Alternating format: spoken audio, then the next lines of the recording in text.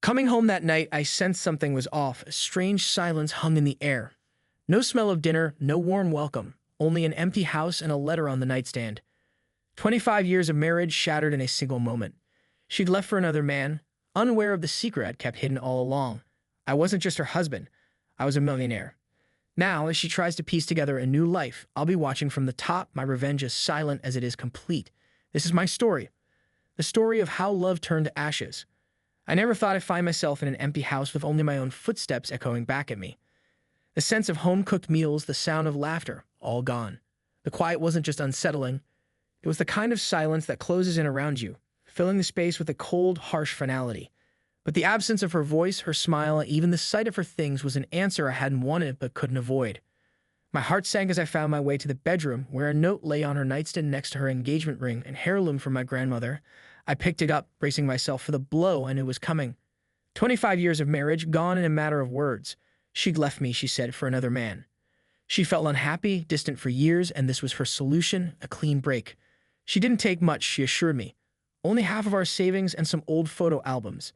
And that was it. She was gone, just like that. Most men would probably break down, fall into a pit of despair. But as I read her letter, I felt something far colder than sadness. She thought she knew everything there was to know about me, about us, about our life. But she'd never suspected the one thing I'd kept from her all these years. I wasn't just her husband, Tom Davis, the man she'd met in college and struggled with in those early days. I was also Tom Davis, a millionaire, a man she'd unknowingly walked away from with nothing but her half of the savings and a head full of assumptions. Now, as she tries to rebuild her life, piecing together a future from the scraps she's taken, I'll be watching from a place she could never touch. My revenge won't be loud or vengeful. It'll be in the silent satisfaction of seeing her struggle, of knowing she walked away from everything she could have ever wanted. This isn't just a story of betrayal. It's a story of silent, unyielding revenge. I remember when coming home meant walking into a scene straight out of a classic painting. The air filled with the scent of home-cooked meals, the sounds of my children's laughter as they played, and the warmth of my wife, Helen, waiting for me with a genuine smile. We weren't rich back then. In fact, those early years were anything but easy. We scrimped and saved, stretching every dollar to build a life we could be proud of. For years, Helen and I struggled together, often working late hours and taking on side jobs just to keep things moving. The kids, Jason and Anne, needed things we couldn't always afford, but they were our motivation to keep going. Those were hard times, but they were good times too, and we grew closer as we overcame each obstacle. I'd sometimes get home exhausted, but seeing Helen, even in the middle of her own struggles, lifted my spirits. She was the rock I thought would always be there, no matter what. But over time, we began to pull ourselves out of that struggle. Little by little, our hard work paid off, and by the time we were in our 40s, Helen and I were living comfortably. The kids went off to college, Jason into engineering and Anne into marketing. We were proud of them, and even though we were empty nesters, I thought we finally reached a point where we could enjoy life again. But when the kids left, it was as if the very soul of our home went with them. Dinner became an afterthought, a quick meal on the couch or takeout from the nearest deli. Our date nights, once a regular tradition, turned into something we rarely did. And Helen, she became a stranger. She started volunteering at the community center with some new friends, people I never felt a connection to. It was like we were drifting apart without even realizing it, living separate lives under the same roof. Coming home became a ritual of quiet disappointment, like watching a once familiar movie where the happy ending seems just out of reach. I'd walk through the door, half hoping, half knowing that nothing would be different. I'd glance at my driver's license at the name Tom Davis, age 46, and wonder who I even was anymore. I kept myself in shape, went to the gym, did what I could to keep things together. But inside I was tired of the silence, tired of the slow unraveling of everything I thought was solid. The day I came home to that empty house was the day I realized how far we'd drifted. She didn't just leave me. She left without a word, without so much as a backward glance. And all she left behind was that note and her engagement ring. That engagement ring, was one of the few things I held on to. It was my grandmother's, something I'd given to her with all the promises and dreams we'd once shared. I held it in my hand, the weight of it a reminder of everything we'd been through. In her note, she tried to soften the blow, saying we'd grown apart, that she'd developed feelings for someone else. She insisted it wasn't my fault, that it was just something she couldn't live with anymore. She took what she wanted, half of our savings and a few keepsakes. The rest, the house, the memories, the life we'd built, she left for me. And that was it. I felt the loss, but it didn't consume me the way it might have once. Instead, there was a kind of cold resolve that settled over me as I realized the truth. She thought she was walking away, leaving me behind, but the joke was on her.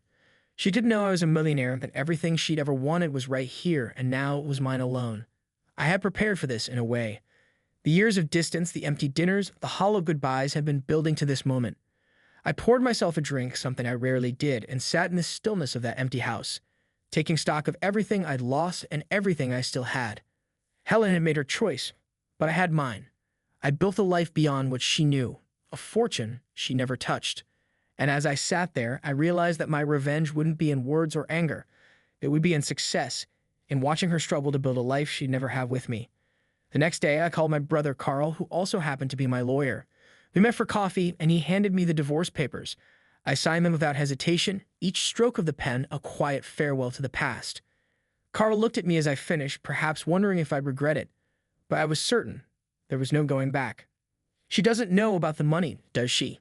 he asked, a hint of surprise in his voice. I shook my head, a small smile creeping across my face. No, she never had a clue. And with that, we finalized the divorce, sending the papers to her lawyer. She thought she'd taken what she needed, but she'd left with only scraps. Months passed, and I heard bits and pieces of her new life from friends and acquaintances. She was struggling, as I'd known she would. Without the security of our marriage, she faced the harsh reality of starting over, piecing together a life she thought would be easy. But nothing comes easy in this world, and she was learning that lesson the hard way. And I watched from a distance, living a life that was fuller, richer, and more fulfilling than ever. My revenge was not in anger or bitterness, but in the quiet satisfaction of knowing that I'd won. She had chosen a fleeting happiness, a new life built on false promises, and I had chosen to rise above it all. This is the story of how love turned to ashes, of how betrayal led to liberation. She left with what she thought was important, while I kept everything that truly mattered.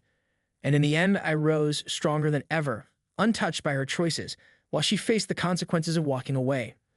I never expected to walk into an empty house, the familiar smell of dinner gone.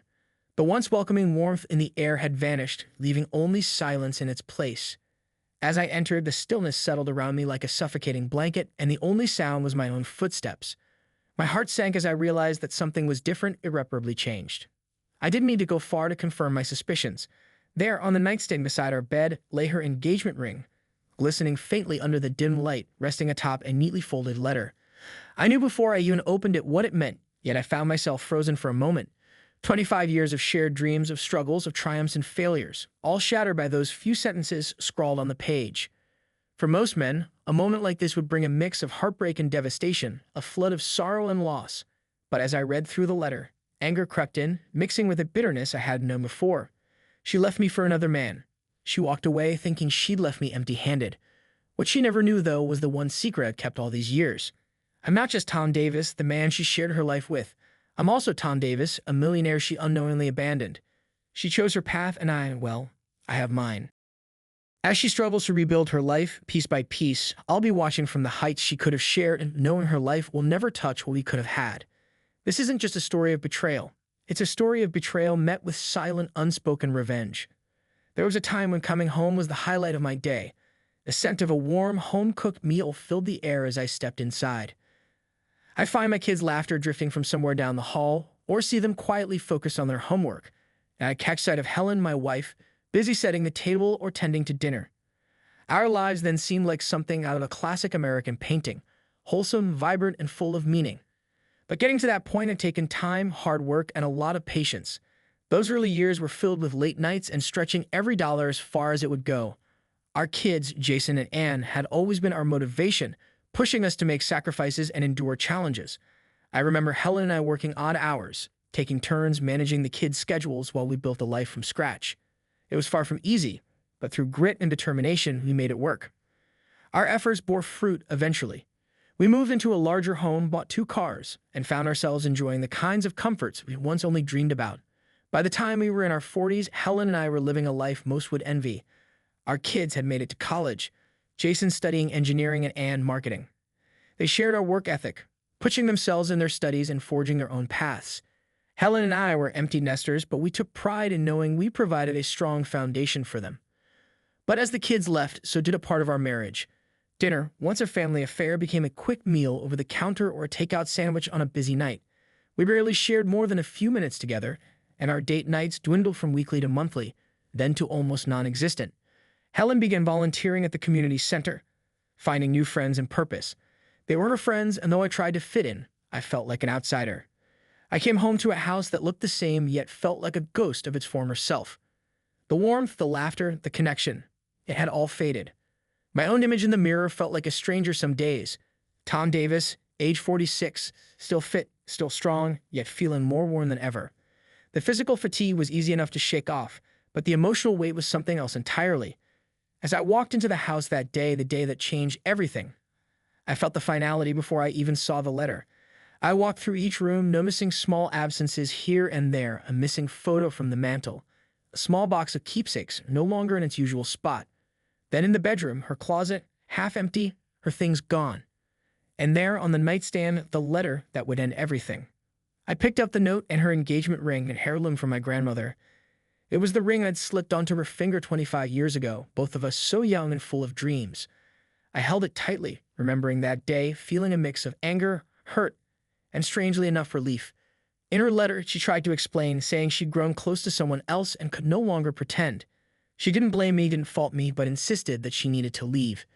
She'd taken some of our savings and a few keepsakes. She would leave the rest, along with our home and memories, for me. And that was it. She was gone. As the realization settled in, I felt a strange calm. The shock turned to sadness, but only for a moment. Then the sadness gave way to something darker, something colder. She'd thrown away everything we'd built, leaving with only the pieces she wanted, and now I was free to decide my own next steps. I spent the rest of that night sitting in silence, a bottle of old rum my only company. Each sip brought memories, both good and bad, but by the last drop, I made up my mind. She thought she was walking away from a man who would miss her, who would be lost without her. But I prepared for this. I learned long ago that love could falter, that life could change in a heartbeat. I didn't need her or the life we built to be whole. The next day, I called my brother, Carl, who doubled as my lawyer. He brought the divorce papers, and I signed them without hesitation. "Are you sure?" he asked, perhaps thinking I might regret the decision. But I was certain. The Tom who might have clung to a broken marriage was gone. The new Tom had moved on before she even left. And as Carl handed me the final paperwork, he asked if she'd ever known about the fortune I'd hidden away, the wealth I'd built through careful investments and years of planning. I smiled and shook my head. She never had a clue, I replied. And now she'd never get to touch it. I never reached out to her again. As weeks turned to months, I heard bits and pieces about her new life. She struggled, as I knew she would. Without the support, the security, the stability of our life together, she had to face the consequences of her choice. Friends shared occasional updates, stories of her challenges and setbacks, of her attempts to find happiness in a world she thought would offer more than what we built. But I found satisfaction not in seeing her suffer, but in knowing I'd risen above it all. My revenge was not in words or actions, but in silence, in success, in a life lived fully without her. I watched as she stumbled, as she regretted, while I continued to climb, my future brighter than ever. The life she abandoned became the life I thrived in, and the dreams she shattered became the foundation for new ones. And that's how a marriage built on love turned to dust, how her betrayal became my triumph and her departure my liberation. She left with only what she thought she wanted, while I remained with everything I needed and more. Imagine coming home after 25 years to find an empty house. No dinner on the stove, no familiar warmth, just a letter on the nightstand and a discarded engagement ring. She left me for another man, not realizing she was walking away from a fortune she didn't even know existed. Now she's out there trying to piece her life back together, but I'll be the one watching from the top, knowing the life she left behind is now my own. This is the story of a betrayal that led to freedom, the story of a love that crumbled and a silent, unyielding revenge. The day she walked out, Helen thought she'd be leaving me broken, devastated, maybe even desperate to win her back. But she couldn't have been more wrong. As I sat in that empty house, holding her letter and the engagement ring I had given her all those years ago, I felt a wave of realization washing over me. Sure, there was sadness, if you could call it that. But the truth was that sadness faded after just 15 minutes. I felt more loneliness in the years leading up to this moment than in the silence she'd left behind. I had known this was coming. In the last year, the divide between us had become a chasm. What she didn't know was the secret I'd been quietly keeping. She thought she was leaving an ordinary life, an ordinary man. In reality, she was walking away from a life of luxury she didn't even realize existed. I was worth millions, the owner of a software company I had built in secret over the last 20 years. And she had left it all behind without a second thought. That evening, I picked up the phone and called my office, letting them know I'd be in later the next day. My next call was to my brother Carl, who also happened to be my lawyer. We met the following morning over coffee, and I slid the letter across the table for him to read. She's letting go of everything. he said, hardly able to believe the words as he read. Tom, I recommend you sign and let her go. Is there any chance you two would get back together? I looked at him, surprised by the question. You've read the letter. What do you think? With a firm resolve, I took my pen, signing on the dotted lines of 3 copies of the divorce papers. Let's send these to her lawyer right away, I said, nodding at Carl's raised eyebrow. If she finds out what I'm really worth, she might change her mind, he replied with a chuckle. And he wasn't wrong. Helen had always seen me as a software engineer who tinkered in his free time. She had no idea that the small company I'd started in our garage had grown into a multi-million-dollar enterprise, one that would soon be sold for $40 million. I had planned to sell the company and take her somewhere new, somewhere like Hawaii or Europe, where we could start fresh. But those plans had unraveled as Helen became more distant until everything between us fell apart. As Carl filed the papers, I realized there would be no change of heart. The decline in our marriage had prepared me for this moment, though the finality of it left a strange emptiness. In just 90 days, I would officially be divorced. If you haven't been through it, it's hard to explain how it feels. Just days earlier, I had come home to find the woman I'd spent my life with had vanished, and now I was practically a single man. Not long after my son Jason called, I'd been expecting this conversation, but nothing quite prepares you for the sound of your child's voice, laden with confusion and hurt. Dad, is it true? He asked, his voice catching slightly. Is Mom really leaving you for someone else? Helen had told him, it seemed, sparing me the painful task of breaking the news myself. Jason, I replied, keeping my voice as steady as I could, it seems that way. I signed the divorce papers this morning, and in 90 days, it'll all be over. The line went quiet, and I heard him take a breath. Dad, I don't know what to say. She told both Anne and me that it was her decision, and that she might be living with someone new. I felt a flash of anger, but I pushed it down, taking a deep breath. I'm glad you didn't yell at her. I said gently, she's still your mother, and you'll need to decide what kind of relationship you want with her. But I won't be going to look for her. We talked a little more, with Jason expressing his confusion and frustration. She's still in the area, I think, he said. But it's big enough that you probably won't run into each other. Anne took the news harder, and I had a similar conversation with her that afternoon. She was angry, hurt, and disappointed, even going as far as saying she wanted nothing to do with her mother again. Part of me felt a strange sense of pride in her loyalty, but I reminded her, as I had with Jason, that Helen was still her mother. Over the next 3 months, I couldn't help but wonder if Helen would change her mind and come back. Each time the thought crossed my mind, I found myself letting go of that hope a little more. I tried to imagine her with another man, and while it hurt, there was an odd sense of release. I realized that anger had faded quickly, replaced by a calm acceptance. My life was moving forward, one step at a time. When the day of the finalization arrived, Carl showed up at my office, handing me official divorce papers. After 25 years, 2 children, and countless shared experiences, I was now a single man with an ex-wife somewhere in the city. 90 days had passed since that evening I'd walked into the empty house, and had finally made peace with the reality of it all. I picked up the phone, ready to make a call I'd been waiting on for months. Bill, I said, are we ready to close? Bill, the CDO of Omega Software Solutions, had been interested in buying my company for nearly a year. I had promised him I would sell as soon as the divorce was final, and that day had arrived. By noon the next day, I was a very wealthy man with $27 million in assets after taxes, spread across various accounts. But Bill wasn't done with surprises. As we wrapped up the details of the sale, he leaned across the table, a serious expression on his face. Tom, he said, I don't know what your plans are, but I want you to consider something. I'm stepping down as CEO at the end of the year, and I'd like to bring in someone new. I think you'd be a great fit for the job. I was taken aback by his offer. Omega was a $300 million company located in California's wine country, an area I'd once dreamed of moving to with Helen. That evening, I walked around my house, a wealthy man looking at the rooms that held memories of a life that was now behind me. I noticed the marks on the laundry room door where we'd measured Jason and Anne's heights as they grew. The memories were still there, but they felt distant, like echoes of a past life. The choice was clear. I picked up the phone, dialing Bill's number. When can I fly out to talk about your offer?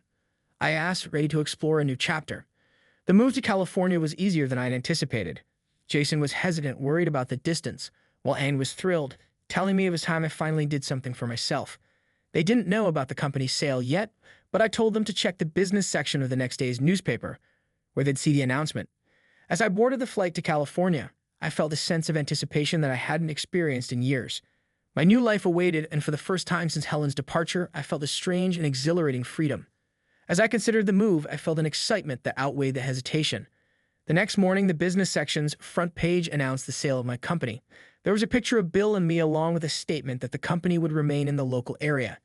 The article also disclosed the purchase price of $40 million, something I had specifically requested, though Bill would have preferred it kept private. He understood my reasons, especially given my recent divorce, finalized only 2 days prior. With the rules and the paperwork, nothing could be changed after filing, making the divorce straightforward and final. A few days later, I found myself seated in first class on a Boeing 767 bound for San Francisco International Airport. Divorced just 6 days, suddenly every woman around seemed more intriguing. Years ago, I'd always thought airline attendants were particularly attractive, and even now, those closer to my age still held that charm. I suppose it was the novelty of being unattached again, showing me I was still alive. That afternoon, I met with Bill and his team to discuss the business and its future direction. We were assessing each other, and I think we both came away pleased with what we saw. Near the end of the meeting, Bill invited me into his office and presented an enticing offer. "Tom, I had dinner with the board last night, and they agree with my proposal. We believe you're the right person for this position, and we want to show you how serious we are. We're offering you a 5-year contract with a starting salary of $1.4 million. You'll also qualify for bonuses that could reach up to 50% of your salary for hitting targets and up to 200% if you exceed expectations. Naturally, you'll have a full benefits package too. You can choose a company car and trade it in every 2 years. We also have an executive condo in Sonoma if you'd like to use it." He paused, giving me a thoughtful look. "It's a lot to think about, I know. I've got another meeting tonight. Otherwise, I'd invite you to dinner. Let's plan something for later in the week, though, since I know you're around." It was a substantial offer, and I didn't think it would take long to make my decision. However, I didn't want to rush it, so we shook hands and I returned to my hotel in Napa. This new salary was 5 times what I'd been earning, not including the potential bonuses. At 46, I wasn't ready to slow down. In fact, I felt the thrill of new challenges and the appeal of working amidst the stunning California scenery in Sonoma and Napa. The surroundings alone were a reward, and I knew I'd make the most of my time here. The following day, I accepted the job, and Bill introduced me to everyone on the team. Bill would officially step down on December 31st, about 3 months away, and during that time, I would serve as a senior consultant. The Sonoma condo suited me well for the time being, and I was set to begin in 3 weeks. For the remainder of the week, I explored the beautiful sights and experiences of wine country. I'd never been much of a wine drinker, but I figured it was the perfect time to expand my palate. As I sat at the bar one evening, I couldn't help but wonder about Helen, who she was with now and why she had left. Had our life together really been so difficult? Until then, I hadn't allowed myself to dwell on these questions. I wasn't grieving, but I realized I hadn't fully moved on either. There was a part of me that missed having a partner, yet with my new job and financial stability, I knew meeting new people wouldn't be an issue. I'd always thought my luck hadn't been great in relationships, but perhaps now things could be different. When I flew back home, I had several tasks to complete before I could make the move westward. I called my kids to share the news about my job offer, and they were supportive. Jason was especially excited when he saw how great the opportunity was. Both of them had already seen the news about my recent sale and knew I was doing well. I did mention that they, too, were doing well in their own pursuits. Jason had graduated with a degree in mechanical engineering just before everything changed, and Anne was set to finish her degree in December. Anne had even accepted a job offer at a local firm but discovered an unexpected complication. When she visited the office for pre-employment tests, she ran into her mother's new partner who happened to work there. Disturbed by the coincidence, Anne chose to withdraw from the job and voiced her feelings clearly to both her mother and her mother's partner. I listed our house for sale immediately. Though the kids were saddened by the decision, they understood. The house was valuable, fully paid off, and it was time for a fresh start. I let the kids take anything they wanted from the house, but I kept the door to the laundry room. Some memories were simply too precious to let go. Within a week of listing, I received a good offer, and I told the realtor to proceed. Anything we didn't need would be donated, and I asked Jason to let his mother take anything she wanted. I didn't check to see if she took anything. Before I flew west, I visited my old workplace. Everyone knew by then that I'd become the CEO of the parent company, so our paths would cross again in the future. That day, though, I simply wanted to enjoy their company. I ordered pizza and drinks, and we spent some time reminiscing and enjoying each other's company. 3 weeks later, I boarded a plane once more, heading toward a new adventure and a fresh start. It had been 122 days since Helen left, and now I was finally stepping out of my past. I adjusted well to my new role as a consultant, and time seemed to fly by. The condo was furnished comfortably, and the things I brought fit in perfectly. By the holidays, I had settled into a nice routine. This year, the holidays felt different without my family around. My brother Carl usually visited with his wife and kids, and we alternated between our homes. This time, I decided to call the kids and see what they wanted to do. It didn't make much sense to fly everyone out to my place, so Carl and I agreed to spend Thanksgiving at his home. If the kids wanted, I could bring them to visit me for Christmas. Then Anne surprised me by asking if she could bring a friend along to meet me. I realized that if she was serious about this friend, it was time for us to meet. I had met Jason's friends before, so it wasn't anything new, but it felt a bit different when it came to Anne. She was 21 now, an adult, but as her father, it was still a bit strange to think about. Thanksgiving went smoothly, and we all enjoyed ourselves.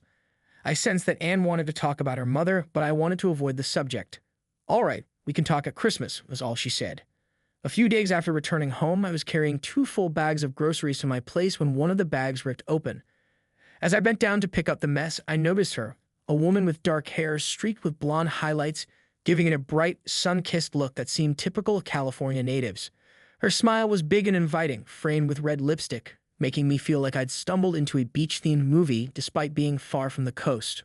Overall, she looked fit and attractive, and for the first time in years, I found myself momentarily lost for words.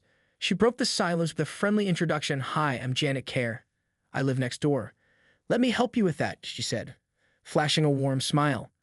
I introduced myself, and together we gathered the spilled groceries and carried them to my kitchen counter. After we got everything organized, I offered her a drink, and she opted for a glass of wine. We spent the next hour chatting, learning about each other, and discussing the condos, the building, and some of our neighbors.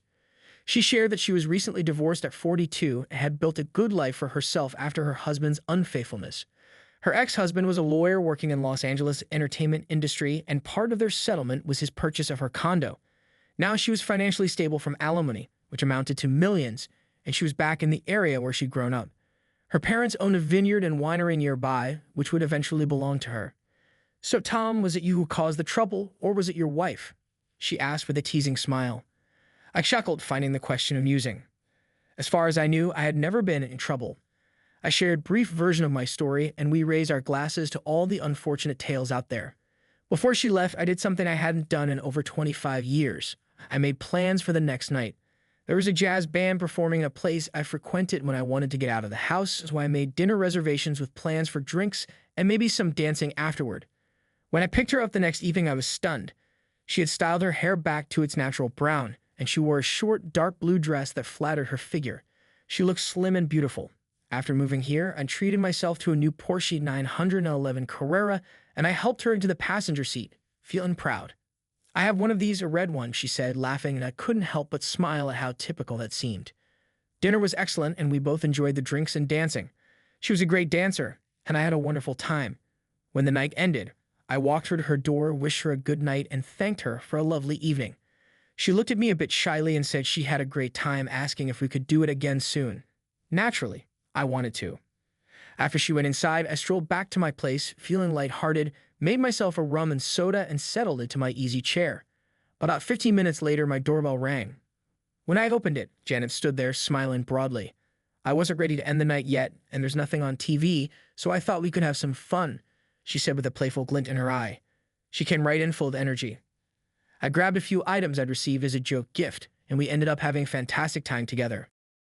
I was overwhelmed by the wonderful night we shared. I fell asleep, and when I woke up, she had already left, leaving a sweet note thanking me for the evening. It definitely brought a smile to my face that morning as I reflected on the night. I'd had an amazing time with someone I truly connected with. She made me feel young again, and I genuinely wanted to see her again. That night stirred a desire for companionship, a sense that I could share this life with someone once more. Could it be Janet? Only time would reveal the answer. Christmas was approaching, and the kids were coming to visit. Jason arrived first with his girlfriend, a nice young woman named Christine. I gave him a quiet reminder to keep the door closed and the music playing, and he just nodded, amused. The next day, Anne arrived with a charming young man named Steve. He was polite and well-mannered, and I took an immediate liking to him. Anne took me aside and told me directly that they were in a relationship, wanting my approval. I assured her that I was fine with it, and they took the third bedroom. The house felt lively and bustling once again. The following Saturday, Janet called and suggested we visit her parents' winery for a tasting and maybe stay for dinner. I mentioned that my kids and their partners were visiting, and she immediately invited them along. "Tom, I'll call my mom and she'll set up more tables. They do this every year before Christmas. Last year, there were about 50 guests, so we can definitely fit you all in. Plus, I'd love to meet your kids, she said enthusiastically. I agreed and shared the plan with Jason and Anne, who were both interested, so we made the arrangements. Dad, so you're dating now? Jason asked, grinning. Anne looked at me with a puzzled expression, though I couldn't quite figure out why. I brushed it off and told myself we could discuss it later. We've been out a couple of times and we get along well. It's nice to have someone to enjoy meals with. I've missed that, I explained. Dad, I'm happy for you. If you can find joy amidst everything going on, that's great, he said with a supportive tone. I appreciated his encouragement, though Anne's smile seemed slightly reserved and I sensed something was bothering her. I thought she would be more encouraging about my dating life, but I decided to make a note of it and move forward with our plans. The event turned out to be a large gathering with at least 60 people in attendance, not including us. The kids took my car while I drove with Janet. Thanks for coming, Tom. I've wanted to introduce you to my mom. She's always curious about who I'm seeing, especially since she wasn't too thrilled with my last boyfriend. I know she'll like you, Janet said, giving me a playful smile. Ah, moms can be entertaining, especially when they're curious, I replied with a grin. Janet understood the importance of family involvement in our lives. I lost my mom a few years back shortly after my dad passed. It was a tough time since I was close to both of them, but now I cherish my memories, she shared. We arrived at the gravel parking lot with the kids not far behind. After introductions, everyone began mingling. Janet stayed by my side for a while before excusing herself to help with dinner preparations. I found myself in conversation with a couple of women who ran a nearby business incubator. One of them, Donna, insisted I visit their location to offer my thoughts. I didn't decline, and before I knew it, I had accepted an invitation to lunch. The two women knew how to charm those around them with their looks, which caught the attention of many. I noticed Janet chatting with a man who seemed to be trying a bit too hard to impress her. They looked comfortable together, and for a moment I wondered if they had a history. However, as she turned to focus on preparations, I noticed him leaning in a bit too closely. While I had no claim over her, I couldn't help but feel a twinge of envy seeing others interested in her. The evening unfolded as I'd expected. Janet and I sat together with two other couples and the man I'd seen her with earlier, while the kids sat at another table. The man beside Janet took up much of her attention, eager to engage her. The other couples were enjoyable company, and I learned that one of the men was the CEO of the financial group funding our new office building. They would own it and lease it back to us once construction finished in the spring. His name is David Stone, and he'd moved here from Tennessee to lead Phoenix Financials, based nearby in San Rafael. The other couple, Nigel and Pam Headland, were friendly as well. Nigel worked at Phoenix as a financial analyst, and Pam, who happened to be Janet's cousin, was a wine consultant. I found out that David's company was also involved in a business incubator project I'd recently visited. The dinner proved productive for networking and making new business connections. I learned that the man beside Janet was named Art Shack. They had briefly dated after her divorce, though it hadn't lasted. Pam, amused, shared this information, which I found a bit surprising. Before we left, I met Janet's mother, who had a worn, old-fashioned Italian charm. Even if no one else liked me, I felt she would. I also connected with David and Nigel over our shared interest in golf, and we planned to play together the weekend after New Year's. Later that evening, Janet and I enjoyed each other's company. I savored the moments we shared, and afterward, we rested peacefully together. In the morning, I woke up to the inviting smell of sausages and homemade English muffins with marmalade. Janet brought breakfast to me in bed without worrying about crumbs. After we finished eating, we shared a lovely moment together that felt genuinely special. I couldn't remember a better way to start my day. Afterward, I thanked her, and we refreshed ourselves with a shower. I then reminded her about my guests who were coming to visit, and she understood, mentioning she had plans to meet her cousin Pam for lunch. When I walked into the living room, the kids were sitting around in their casual clothes having breakfast. I glanced around, feeling it was probably best that I hadn't stayed there the previous night. I felt like a dad saying this, but Christine looked quite grown up in her outfit. I excused myself briefly to check a few things in my room. When I returned, everyone was tidying up and dressed enough to run errands if needed. I chuckled to myself, remembering my own younger days. That afternoon, we decorated for Christmas. I kept the decorations from our old house, and though the Condo Owners Association had rules about what we could do outside, they had already set up outdoor decorations nicely, so we focused on the inside. The kids opened a couple of champagne bottles, and we turned it into a little celebration. It wasn't as grand as Rockefeller Center, but I was proud of how it turned out. I brought out several bags of wrapped presents and placed them under the tree, even hanging stockings from the mantel above the fireplace. There were gifts for everyone, including Christine and Stephen, even though Christmas was still 3 days away. Later that evening, Anne and I went for a walk. "Dad, have you ever thought about maybe talking to Mom about what happened?" she asked, a hint of emotion in her eyes. It might have been from the chilly evening, but I looked closely at her. And you know how your mom left. She didn't even say goodbye. I haven't seen or spoken to her since that day. Honestly, I don't even have her phone number or address. Even if I did, I'm not sure I'd reach out. What's bothering you? I asked, surprised by her tone. Last I heard, things weren't good between you two. I used to feel very differently about her, especially when I found out about everything. You know, the job I took and then quit. That happened right after the divorce was finalized. It was the same day the news about selling your business appeared in the papers. Neither of them knew anything about it, and they looked so happy together. But none of us knows the full story. How could you? She said. I didn't quite understand until later. I looked my daughter in the eye. What happened, Anne? I asked. You let her down, Dad. He left her with nothing except the money she saved before leaving us. She made sure to keep that private so he couldn't take it. Is she okay, Anne? She's fine. She's strong. If anything, it's quite a story. She didn't want me to tell you, but I told her it wasn't her decision anymore. I was upset, I guess. Anne, you've told me enough to make me curious. I won't feel right until you share the whole story, I said. She sighed and took my hand, leading me to a bench. Okay, but let me talk without interruptions, Dad. I nodded, and she began telling me the story. When she finished, I was completely stunned. When I asked my daughter if she truly believed it, she nodded. Dad, I believe it. I saw her black eyes and bruises. She won't report it, no matter what I say. Now she's living in an apartment at Waterside. She even got a job. Can you believe that? She's working at the outplacement center where she used to volunteer. But everything that led up to this, I believe her dad. She's really hurt inside, and she's my mom, so I have to care about her. Yes, sweetheart, you should care. You are her daughter. I'm having a hard time wrapping my head around this, but if you believe it, I will too. You should know, Anne, our issues started long before just a few years back. They began around the time you went to college. Small problems grew into bigger ones, leading to all of this. I shared everything with you and Jason. I'll tell you what, if you give me her contact information, I'll see what I can do to help her for your sake. But regarding your first question, have I thought about getting back in touch? I expected her to walk back through the door many times over those 3 months, but she never did. Since I've been out here, I've tried not to look back other than to reach out to you and Jason. So no, I haven't thought about it. I hugged my daughter, wiped her tears, and we walked back to the condo. The others had made popcorn and were watching a movie, and that's how we spent the rest of the evening. That night, however, I didn't sleep much. What Anne told me kept bothering me until morning. I called my brother when I got up and asked him for a big favor, though I knew I'd be paying for it. I wanted him to hire someone to find out everything about Helen and the man she left with, family, work history, credit reports, and anything in their backgrounds. I didn't care how they got the information or what it cost. Tom, this is a big request, but it can be done. Just don't ask how later, he said. That was good enough for me. I didn't need to know the details. Christmas passed, then New Year's came. Janet and I spent some time together during the holidays, and after the kids returned home, she sensed something was weighing on me. One evening, while we were on the couch, he asked, All right, Tom, what's on your mind? You seem troubled. I realized she understood me well, so I shared my worries and how I needed to sort some things out for my daughter. Why is this so hard? Just take a trip back there and talk it out once and for all. You haven't had a face-to-face, and I think that's important to move on if that's what you want, she said. Her last words made me think. Sure, if that's the outcome, you won't know until you go there. And honestly, I won't know either.